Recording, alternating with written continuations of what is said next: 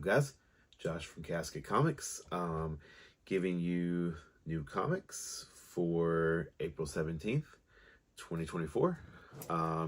Let's get right into it. It's a pretty big week. We'll start out with, from Dynamite Comics, we have Army of Darkness Forever, number 7. And this story is picked up a little bit from the previous issues. The Deadites continue to dominate all 3 timelines.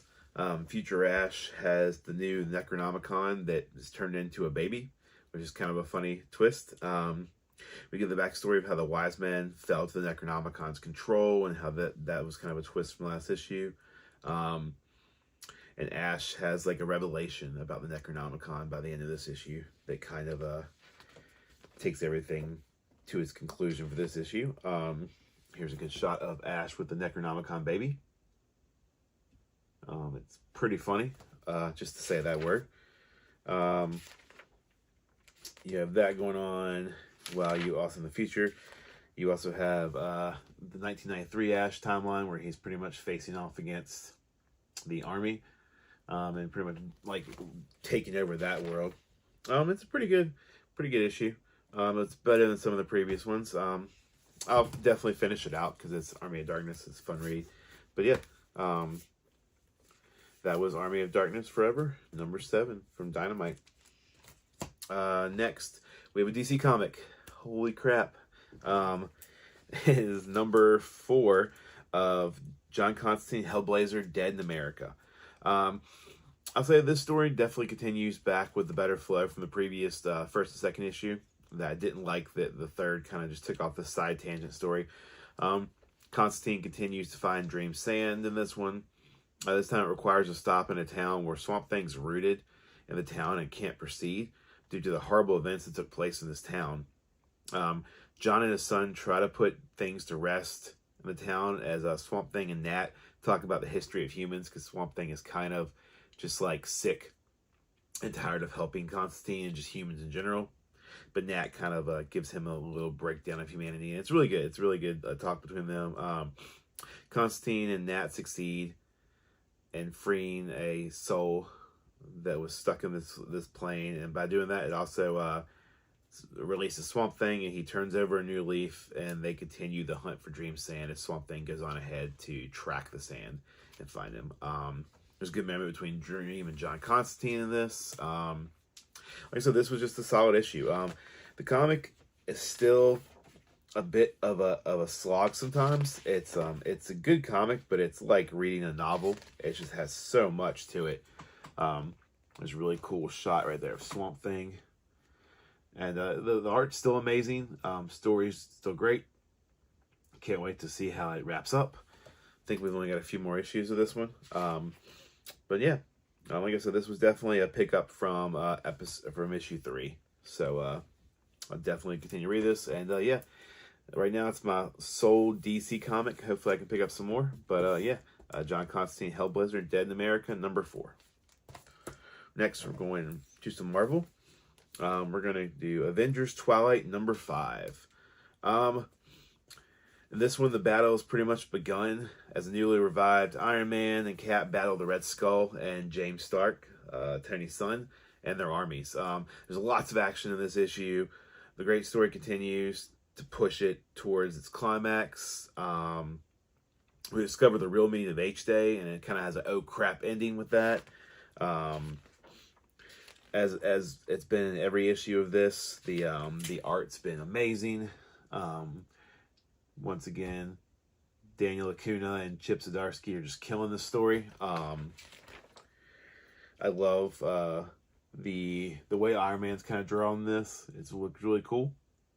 And yeah, I mean, like I said, there's not much more to say about this without ruining it. You still have the very dystopian future. And I will say, by the end of this, it seems it's very leaning towards the Red Skull side by the end of this. Because it seems like the good guys are not in a great place right now. So, but yeah, definitely recommend picking it up if you haven't. That's Avengers Twilight, number 5. And we'll move on to Ultimate Black Panther, number 3. Pretty much the story starts out with finding that T'Challa's been missing for weeks since his ambush, where he was saved. We know he was saved by Killmonger and Storm. We get to see a little bit of how good of a fighter Shuri is. She and Okoye kind of have a little bit of a throwdown. It's a really good moment. We get more of the backstory, not backstory, but get more of Killmonger and Storm, what they're doing. And they kind of show T'Challa exactly what Ra and Khonshu were after. And yeah, it's there's not much more to say about this one. As always, too, the art in this has been really good. There's a little bit of Shuri training. They haven't revealed the traitor yet. Still have my suspicions for a couple people, but it's been pretty good at not revealing everything. There's some good moments. This is kind of a sad moment, but there's some good moments between Killmonger and T'Challa. And it's just really cool to kind of see them have more of a relationship and than they did in, obviously, the movie. Here's kind of a cool shot of a little bit of what Ra and Khonshu have been trying to find. Won't tell you much more than that. Still get a couple cool shots of Black Panther in his armor. Storm is still very kind of mysterious in this. I love the way Storm is drawn. It looks awesome. But yeah, overall, just another solid issue in the New Ultimate Universe. Like, I continue to believe that the Ultimate Universe they've created with Ultimate Spider-Man, Ultimate Black Panther, and Ultimate X-Men has probably been the best thing, like best continuity between different series that Marvel's done in probably years for me. So that is Ultimate Black Panther number 3. I also picked up the 1 in 10 variant, which popped up right here.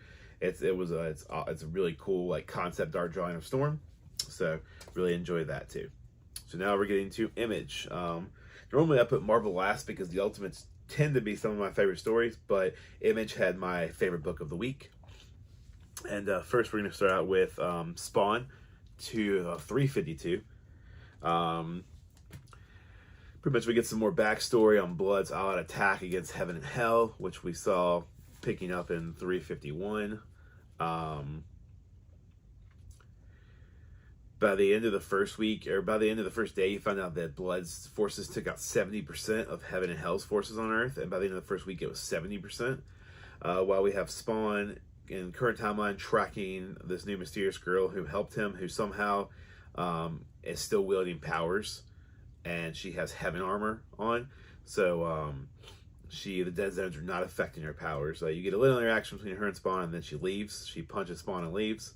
And she's pretty much hunting Blood, it seems like.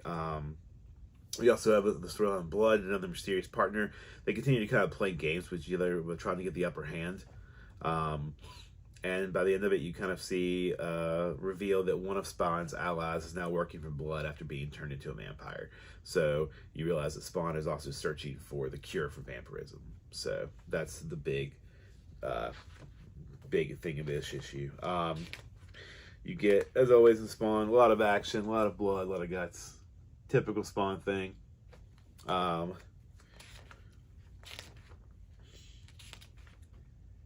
Get some shots. Let's see.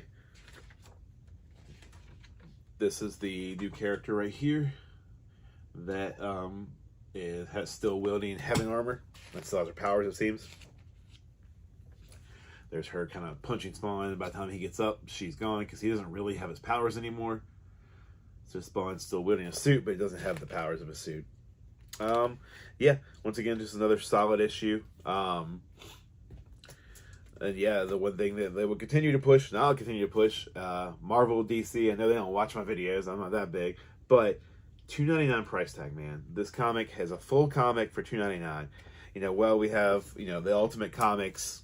For instance, Ultimate Black Panther has a $4.99 price tag. So, I mean, you just can't, comics are expensive these days, and I get it. Things are going up, but $2.99, Spawn continues to do it, so, props to McFarlane and Image and all the team that does it, because it's awesome.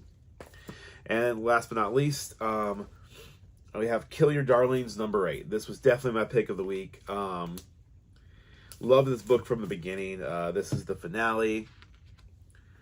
You have Rose and her group that's now in retreat. They kind of find something that may turn the tides, and then bam, cut to 8 years later, which is a crazy, like, there's so many drastic cuts in this. It's awesome.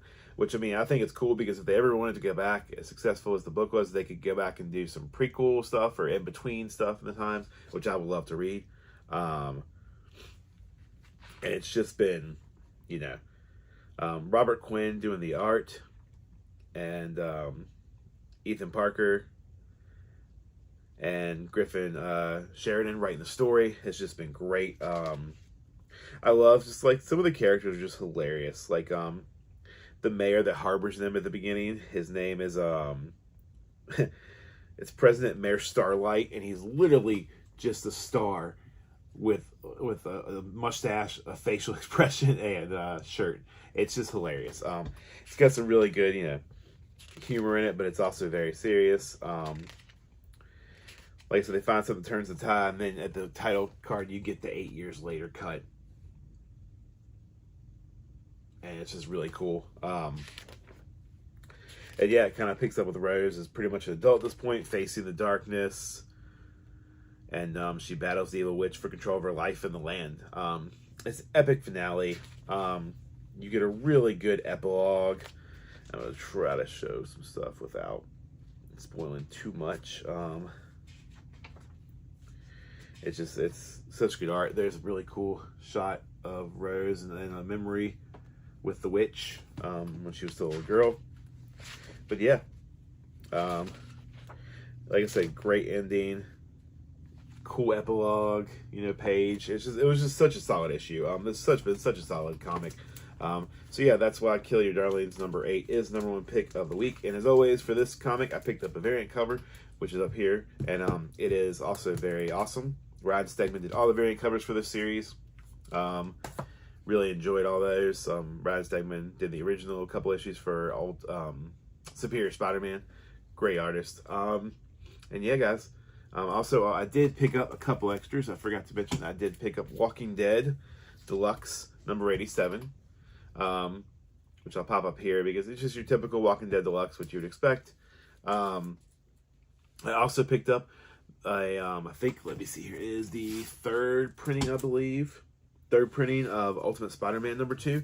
A cover by Peach Momoko with Peter's daughter hugging a Spider-Man doll, as you'll see right here. It's really cool, really great. So yeah, guys, that is new comics for the week of April 17th. Working on maybe doing a contest. I think this one will be more than just liking and commenting. I think I would like to get my subscriber count up a little bit. So I think I'm around 37 subscribers right now. I would like to get to 50. That'll be my goal. I mean, I'd love to get to 100, but 50 is the goal for now. So I think when I hit 50 subscribers, I will announce a big contest, and it's gonna be pretty cool. It's definitely will involve. It'll be some comics, obviously, and we'll probably get some slab stuff involved, which can be expensive and can be awesome collectible stuff. So as you see on my wall, I love having this stuff slabbed. So yeah, guys. With that, as always, keep reading comics. Appreciate y'all. See ya.